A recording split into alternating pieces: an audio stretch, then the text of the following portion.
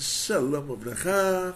Nossa aula de hoje é em homenagem à nossa diretora Rivka Haya, que está lá em Israel, que foi para a fortaleza de Masada e pediu para a gente contar para todo mundo o que era a Masada.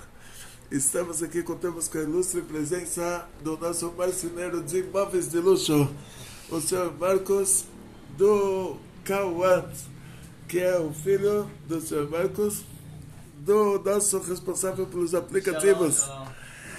que é o Natanel, e do nosso querido Yuval. Shalom. Yuval, ele está acima da média de inteligência. Obrigado. Ele consegue, é o que a gente se esforça, para ele vai fácil, né?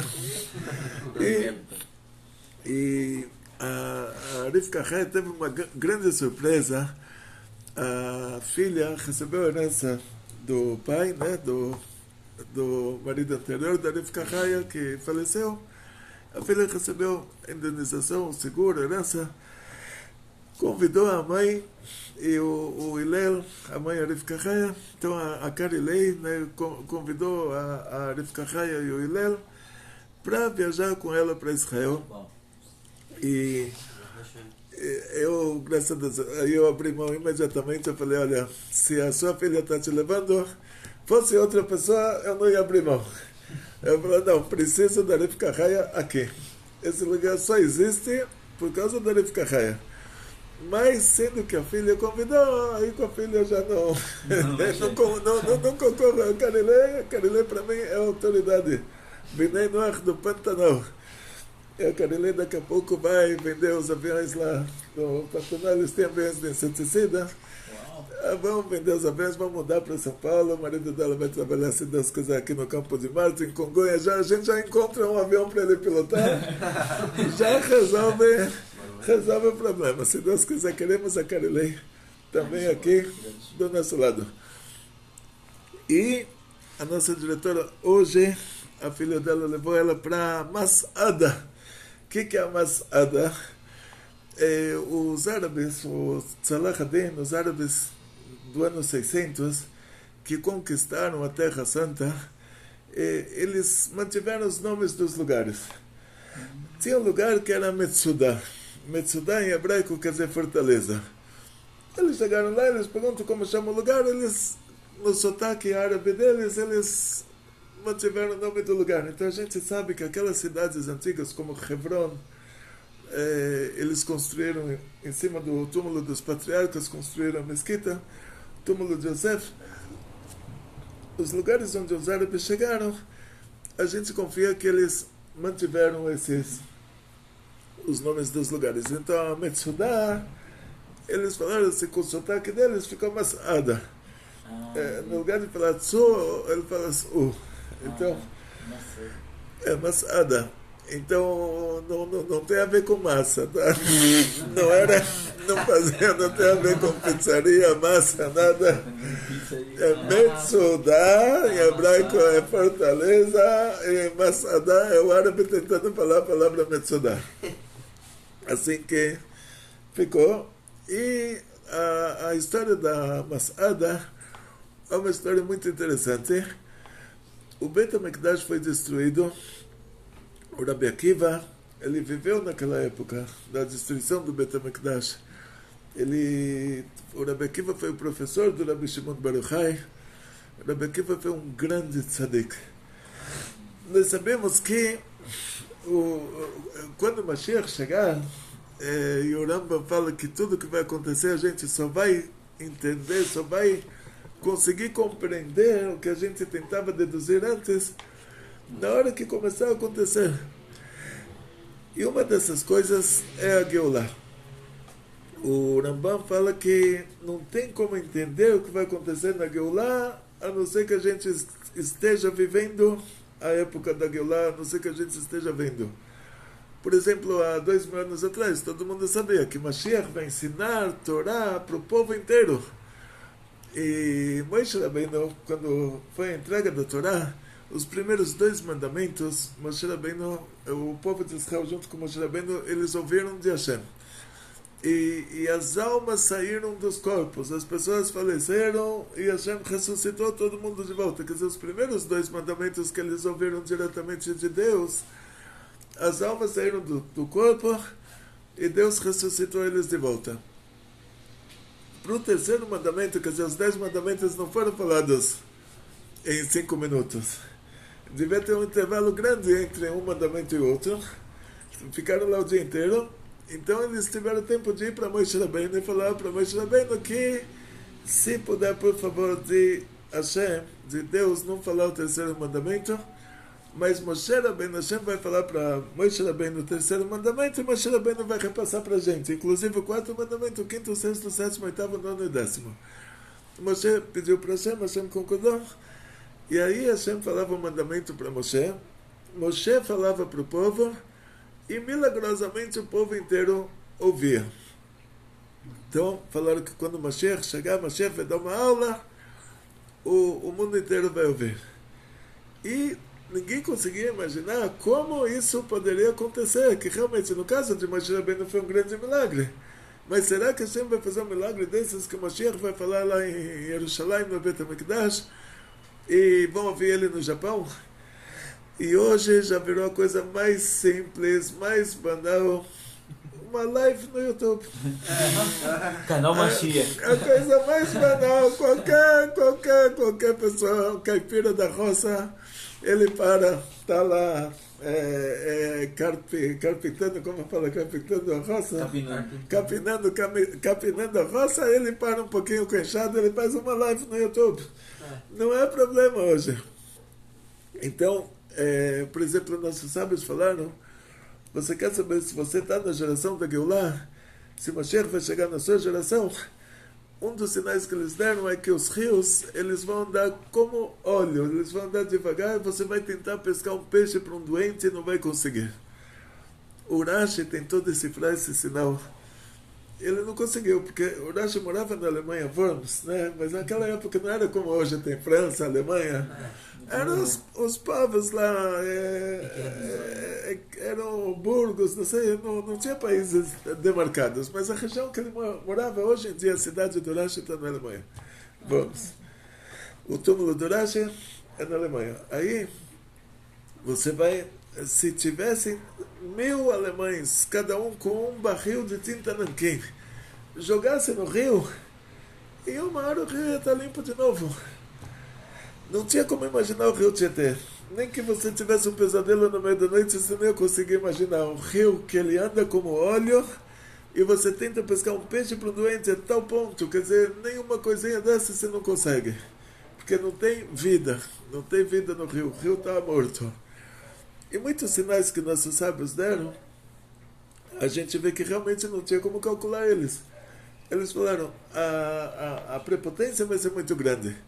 E a face da geração vai ser como a face do cachorro. Então quer dizer que a face da geração vai ser como a face do cachorro, não está falando sobre a prepotência. É porque já falou que a prepotência vai ser muito grande. Então a face da geração vai ser como a face do cachorro, ninguém imaginou. Então o Rebbe de Lubavitch, uma vez ele deu uma ideia, ele falou, olha, o cachorro quando ele anda, ele vai na frente, mas ele sempre olha para trás para ver qual direção ele tem que estar na frente. Então ele vê para onde o dono está indo, ele se coloca na frente, ele se posiciona na frente. Ele quer ser o primeiro, mas ele vai de acordo com a direção que estão dando para ele. E hoje a gente viu que 2 anos em seguida todo mundo andou de focinheira. A face do mundo inteiro virou a face do cachorro. Aí sim, não teria como imaginar uma coisa dessas. Que o mundo inteiro de focinheira. Outro sinal muito interessante, isso a gente vê assim no dia a dia, que todos os jovens vão fazer todos os velhos passarem vergonha. E não é prepotência, porque a prepotência ele já falou à parte. Então o que é? A gente compra um telefone, corre para uma criança de 10 anos e pede socorro, não sei como usar um Android. Aí a criança te explica 1 vez, 2 vezes, 3 vezes, 15 vezes. E você está lá tentando entender, você não consegue, você passa vergonha. Então hoje em dia, quando a pessoa vai para o hospital, ele procura um médico jovem, que ele quer um médico jovem e atualizado. Agora, o médico velho, ele está desatualizado. Se ele fez universidade há 40 anos atrás, Deus me livre, nem os remédios que tinha naquela época não tem mais. Então, hoje em dia, o que era antigamente um velho experiente, hoje em dia é um velho desatualizado. O que era antigamente um jovem imaturo, hoje em dia é um jovem, como se fala, um jovem atualizado. Então, hoje em dia, se chega numa empresa, um jovem e um velho, vão pegar o jovem, vão dar emprego para o jovem, não vão dar emprego para o velho. Nas empresas americanas, quando a pessoa chega numa certa idade, mesmo que ele é o maior experiente do mundo, obrigam ele a se distanciar da empresa e abrir o lugar para alguém mais jovem. Então, sinal desse nunca aconteceu na história isso. Nunca aconteceu na história. Tipo, todos esses sinais que nossos sábios deram, realmente não tinha como saber o que ia acontecer, a não ser que vocês estivessem vivendo nessa geração, porque se você nunca iria imaginar uma live no YouTube há 2000 anos atrás. Então o Rambam falou, não tem como imaginar as coisas dos tempos do Mashiach se você não está vivendo naquele tempo. Não tem como te descrever uma coisa dessas. Como alguém poderia te descrever? Eu estava uma vez num trem em Haifa, uma cidade de Israel. Eu morava lá, dava aulas lá no Heider. Estava no trem com a minha filha Hayamushka, sentada do meu lado, uma pessoa sentada na minha frente me falou que inventaram a internet. Inventaram a internet, eu perguntei o que é a internet. Ele falou, você manda uma carta agora e ela chega no Brasil agora. Aí eu falei, o senhor já consultou um psiquiatra? Vale a pena, a saúde mental é muito importante. A saúde mental não é menos importante do que a saúde física. Quando o senhor quiser, posso te ajudar, posso procurar patrocínio, não sei, uma ajuda, um apoio. Aí ele falou, de verdade, você manda uma carta hoje, agora para o Brasil, ela chega agora no Brasil. Dorme essa noite. Descansa, dorme mais cedo.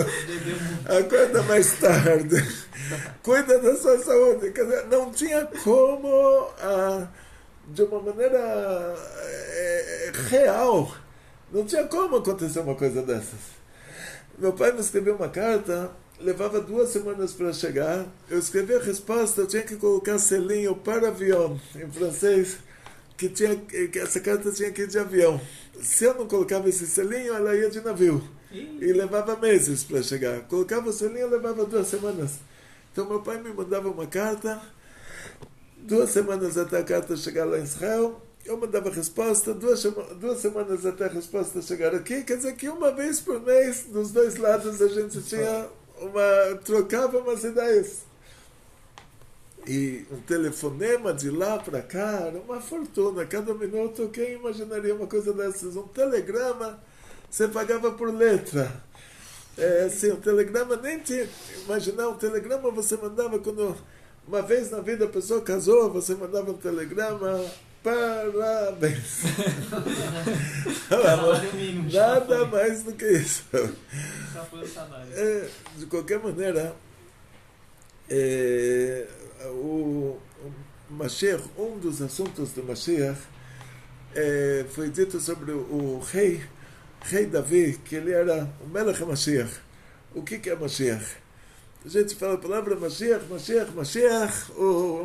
A igreja traduziu a Negatzarat como lepra, que é a tradução errada. Traduziram o Tzitzit como franja, que é a tradução errada. Traduziram o Shafan e Arnevet como coelho lebre, que é a tradução errada. No lugar de transliterar Shafan e Arnevet, eles traduziram coelho e lebre, que não é o coelho não é ruminante, a lebre não é ruminante, o coelho e a lebre são o mesmo bicho, caso entre si tem filho fértil. Mas eles traduziram, sabendo que estão traduzindo errado, sabendo as características do animal. Por que não transliteraram Shafan e Arnevet? Agora chega no Mashiach, eles transliteraram. Coisa mais simples, a palavra Mashiach quer dizer ungido. O profeta Shmuel, ele pegou o Shemen Mishchat Kodesh, azeite da unção sagrada, era um perfume antigo, era o azeite fervido com especiarias, com plantas perfumadas. E esse azeite da unção sagrada, Shemen Mishchat Kodesh, foi colocado sobre o Aaron Cohen, assim o Aaron se tornou sacerdote, o filho já nasce então Cohen, não precisa de uma segunda unção, foi colocado sobre o Mishkan, sobre os objetos do Mishkan, tudo ficou sagrado, foi colocado sobre o rei Davi. O rei Davi, ele ficou o rei ungido, Melech HaMashiach. Então ele é o Mashiach. Mashiach quer dizer ungido. Aí o filho dele, o rei Salomão, ele já nasce o rei ungido, mesmo que não teve uma segunda unção. Por isso que no cristianismo eles pegaram assim, o principal do cristianismo é a mitologia. Os italianos antigos tinham uma mitologia. O principal do cristianismo é a continuação da mitologia. O conceito de o Todo-Poderoso no cristianismo é o Todo-Poderoso da mitologia. É o todo fortalhão, todo prepotente, o todo tirano.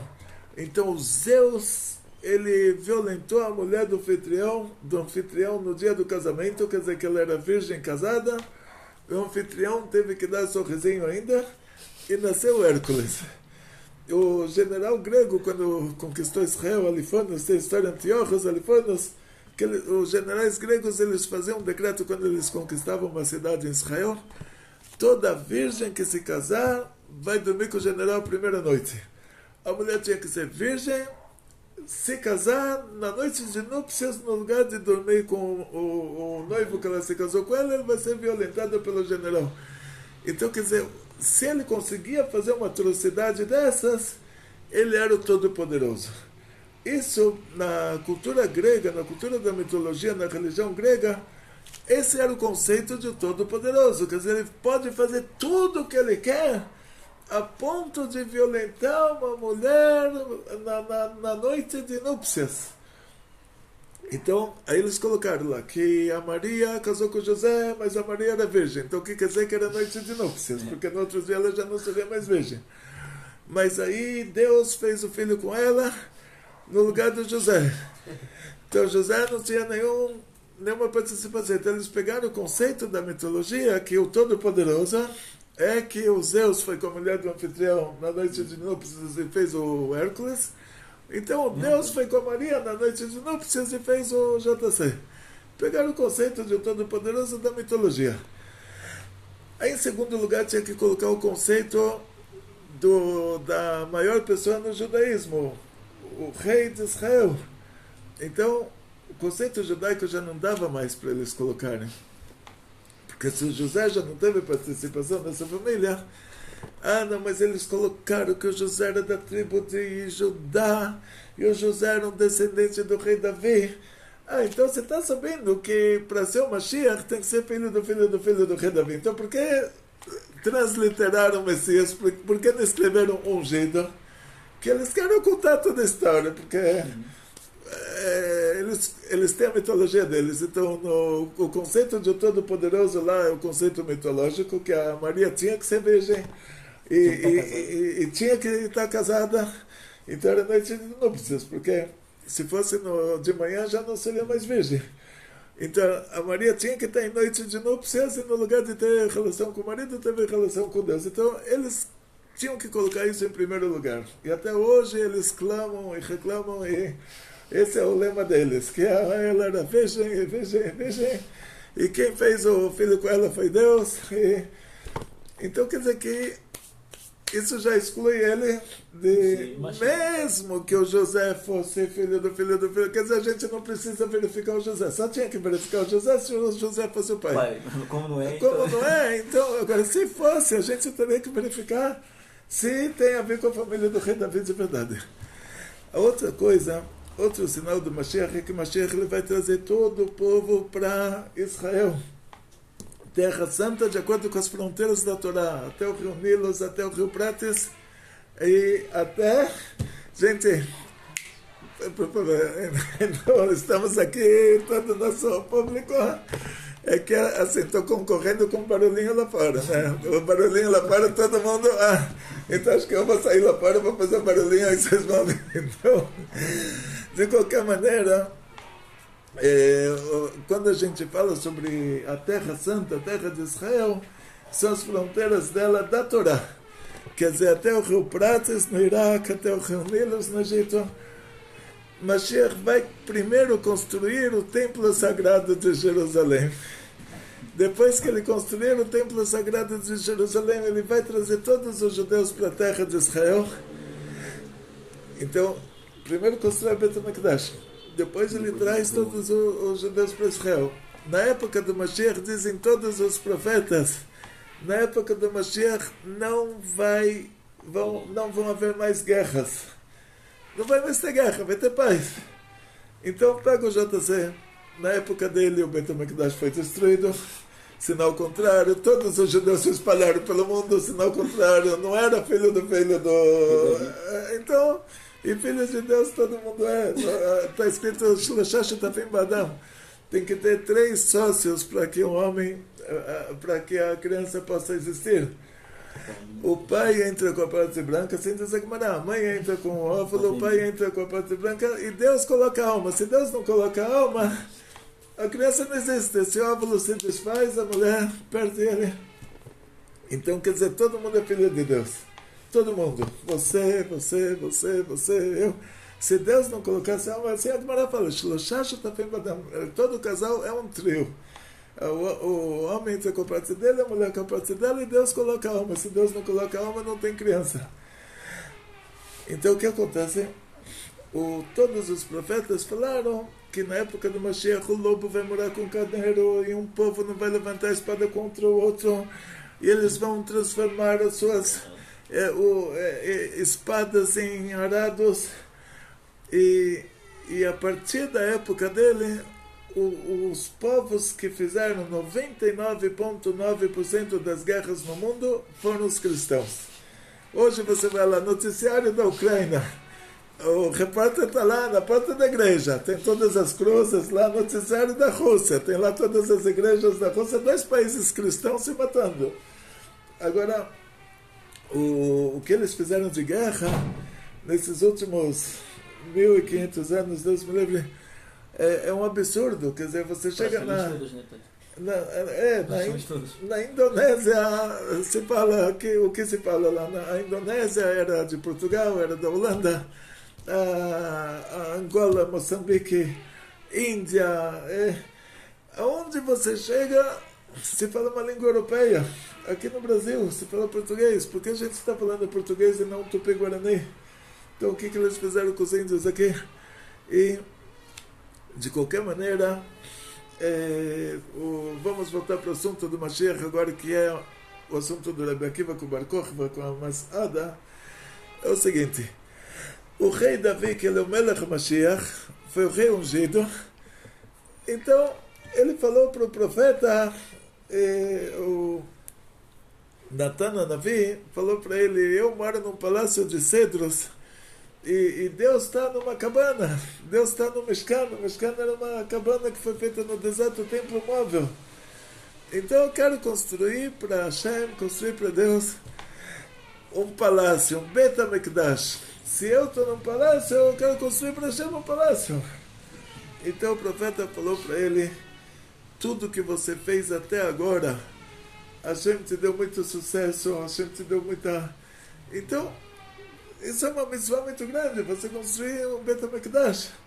Então é claro que Hashem vai te dar muito sucesso nisso. Tem que ir para o Líbano lá comprar os cedros e tem que fazer alguns arranjos, vocês conseguem, não tem problema, Hashem vai te dar muito sucesso nisso. O profeta voltou para casa, Hashem se revela para o profeta no meio do sonho dele, repassa para ele uma profecia para ele voltar e falar para o rei Davi o seguinte: que o rei Davi, ele fez um grande mandamento divino de salvar o nosso povo dos filisteus. Os filisteus queriam nos assassinar.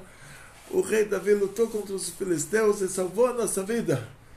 Mas por causa que ele lutou contra os filisteus, e para nos salvar, que ele teve que fazer isso, antes de cada guerra ele fazia a pergunta no Roshem do Kohen Gadol, e saía a resposta para ele, sim, fazer a guerra. Todas as guerras do rei Davi, elas foram de acordo com respostas divinas.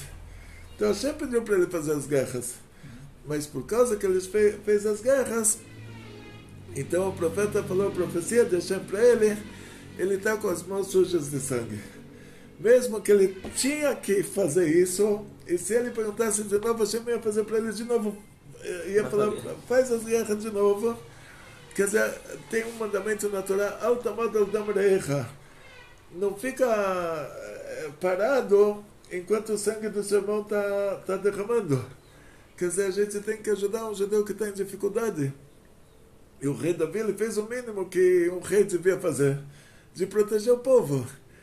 Mas por causa que ele fez as guerras, que ele matou os filisteus, ele não podia então construir o Beit HaMikdash. Aí, continuação, Hashem falou para ele, o profeta falou para ele, mas que o filho dele, o rei Salomão, por causa que o rei Davi já fez as guerras, já ganhou as guerras, e o filho dele, o rei Salomão, então, vai construir o Beit HaMikdash. O rei Davi que fez as guerras não vai poder construir o Beit HaMikdash. O rei Salomão que não fez as guerras, não tem as mãos sujas de sangue, ele vai construir o Beit HaMikdash. Agora a gente vai para o Mashiach futuro.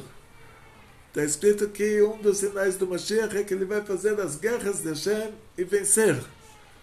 Então, se ele fizer as guerras de Hashem, se um dos sinais é que ele tem que construir o Beit HaMikdash, e outro sinal é que ele tem que fazer as guerras de Hashem e vencer, ou ele vai construir o Beit HaMikdash ou ele vai fazer as guerras.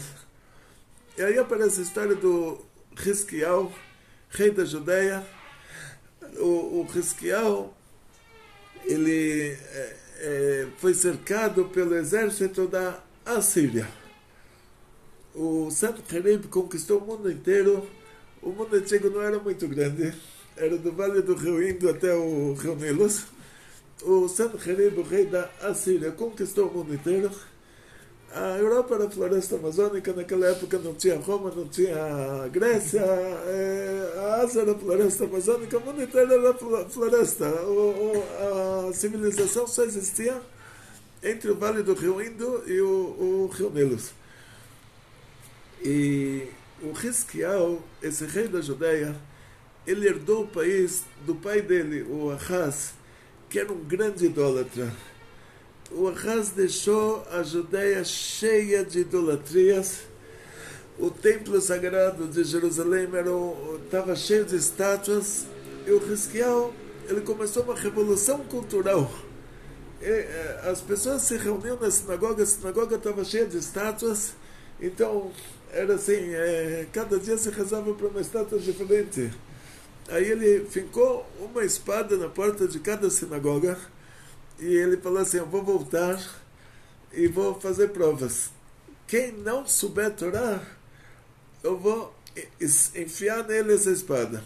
Ele não ia fazer isso, mas era um jeito de convencer o povo a estudar Torá. E o povo começou a estudar Torá, entendeu que idolatria é proibida. E o governo fez uma limpeza na Judeia inteira, tiraram toda a idolatria. Então, ele ensinou o povo Torá, ele fez essas provas, e quando chegou o dia da prova, dizem nossos sábios, não tinha uma criança que não soubesse todas as leis de Tumá e Tará, não tinha um menino e uma menina que não soubessem todas as leis de pureza e impureza, que hoje a gente nem sabe, de tão difíceis que elas são. Então, o Sanherib cercou Jerusalém, Hashem fez um milagre, se revelou o anjo Gabriel. Como aprendemos hoje, quando você vê o anjo ele tem uma beleza tão grande que a alma sai do corpo. Não tem como ver o anjo e continuar vivo.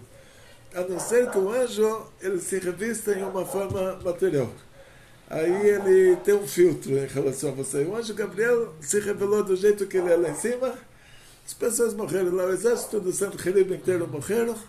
Sobraram 5 pessoas. Que Hashem fez um milagre para eles não morrerem.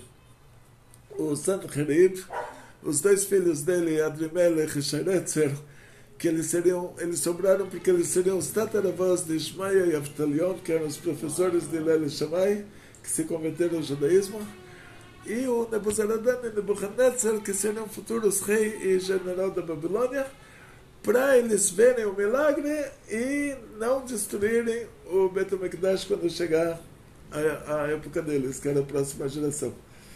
Então, se o povo de Israel tivesse feito Teshuvah, os dois já estavam traumatizados, o Nebuchadnezzar e o Nebuzaradan, eles não tocariam, eles fugiriam da gente. Mas aí teve a história, não é história para hoje, né? É porque isso não aconteceu. Mas a gente deixou por precaução, deixou os dois vivos para verem o milagre, para eles saberem que na hora que a gente faz tchuvá, ninguém pode ir com a gente. Então, voltando ao assunto. A Gemara diz que Hashem queria fazer o Hizkiel Mashiach. Hizkiel estava nos critérios de ser Mashiach. E só não se tornou Mashiach por causa que eles não falaram um cântico pelo milagre que aconteceu para eles. Então, por que ele podia ser o Mashiach? Porque onde ele fez as guerras de Hashem, isso que ele ensinou o povo Torá, não precisa matar ninguém, ele só fincou a espada na porta da sinagoga. Ele falou, olha, gente, quem não estudar a Torá, enfiou nele essa espada, não enfiou em ninguém.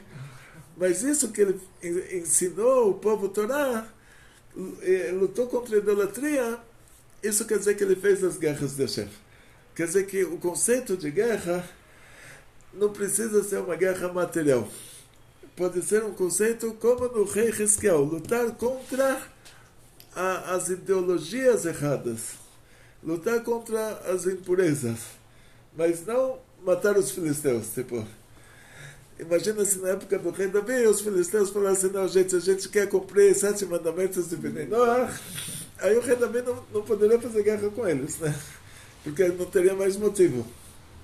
Então imagina que os povos na época do Mashiach, eles falam, que legal, a gente quer participar da Geulah, né? A gente quer um pouquinho de revelação divina.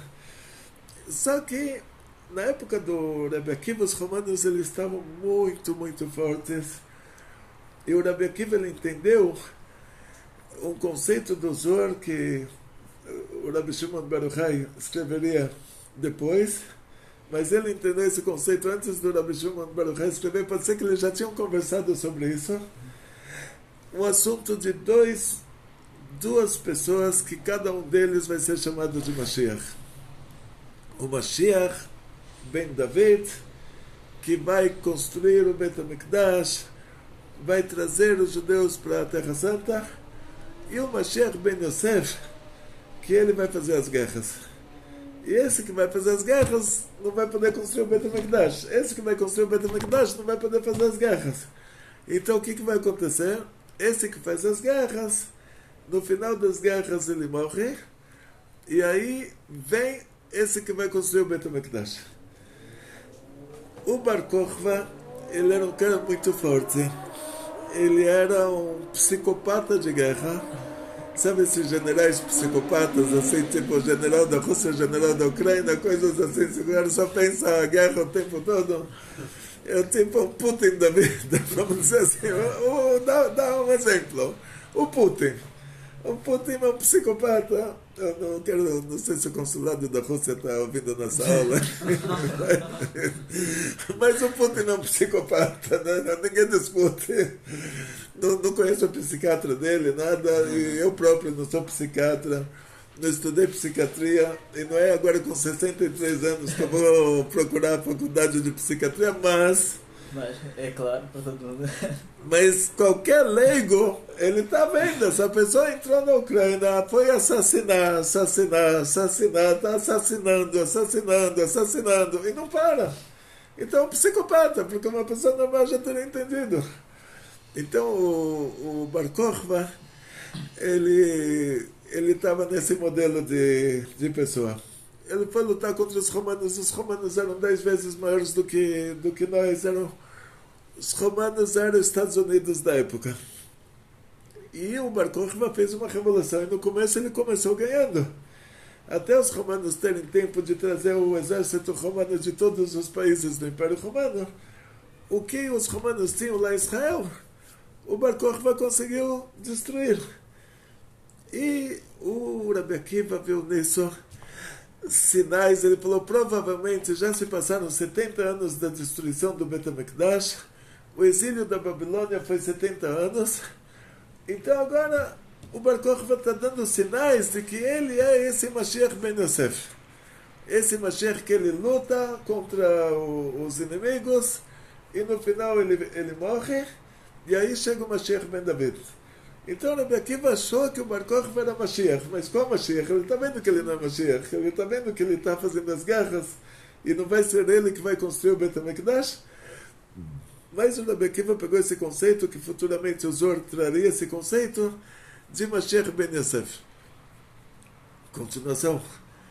O Bar Kokhba, quando chegaram o exército romano de outras províncias, o Bar Kokhba fugiu para essa fortaleza, para Metsudah, e eles tinham lá encontrado o tefilim de Rashi, o tefilim de Rabbeinu Tam, Mikve, encontraram o tefilim de Rashi e o tefilim de Rabbeinu Tam antes de Rashi e antes de Rabbeinu Tam, quer dizer que já naquela época tinham as duas versões.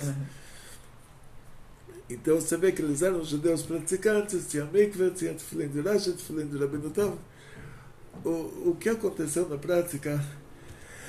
O Rabbi Akiva, ele apoiou essa revolução e, infelizmente, no final, o Bar Kokhba fugiu com os soldados judeus que sobraram. Fugiu para essa fortaleza, os romanos foram atrás, e aí a gente não tem uma história, não tinha internet na época, né? Não tinha como... A gente não tem uma história certa disso. O que aconteceu no final, como eles perderam a guerra, a gente não tem uma história confiável.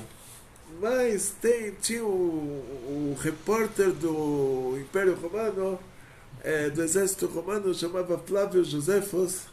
Esse Flávio Josefos era um judeu que chutou o pau da barraca, virou bandeira, foi para o Exército Romano. Ele se tornou o repórter, o jornalista do Império Romano. Ele escreveu muito sobre assuntos judaicos, mas é zero confiável, né? De qualquer maneira, eles contam que os romanos tentaram conquistar Metsudah e não conseguiram. Então porque o exército do Bar Kokhba jogava coisas lá de cima e os romanos não tinham como... Então os romanos trouxeram judeus, escravos judeus que eles tinham, obrigaram esses judeus a subir para conquistar Metsudah, e aí o exército do Bar Kokhba não quis jogar coisas em cima dos judeus, então eles pularam da Metsudah, eles morreram assim. Terminou a guerra dessa maneira.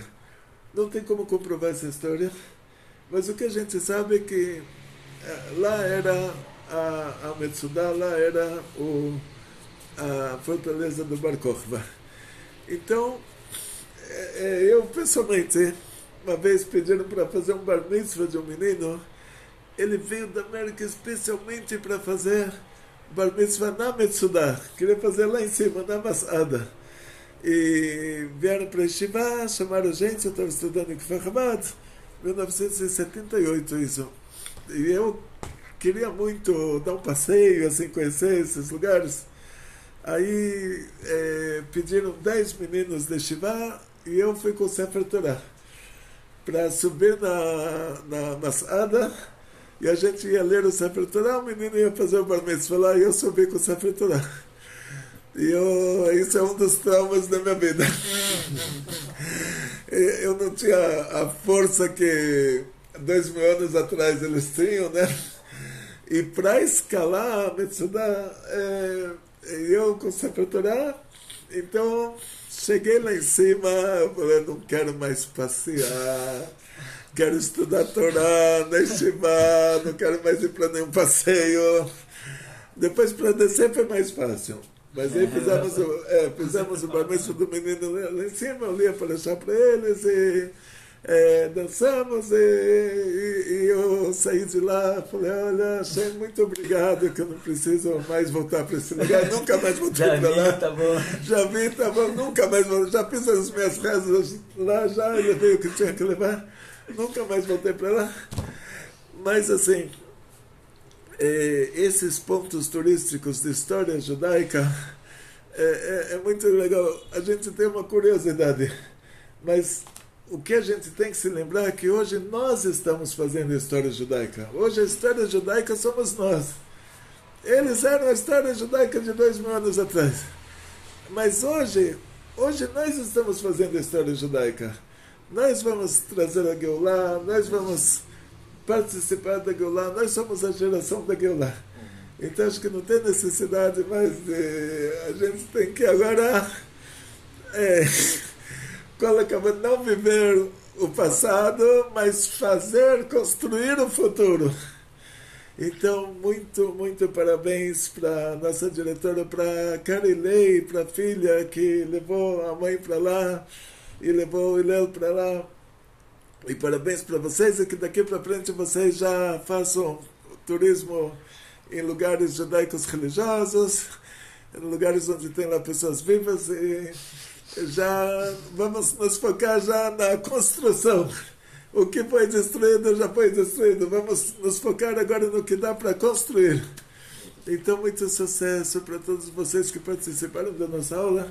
Muito sucesso, muita saúde, muito dinheiro, muitas felicidades. Queria agradecer aos nossos queridos marido da Simone, que está aqui na nossa aula, o filho da Simone, o nosso querido responsável pelos aplicativos, Jonathan, nosso querido Yuval de Cotia, e agora nós vamos para Cotia, vamos ver se dá para filmar no meio do caminho, né? Mostrar Cotia, mostrar um pouquinho de Cotia, vamos ver se dá para fazer uma filmagem no caminho de Cotia.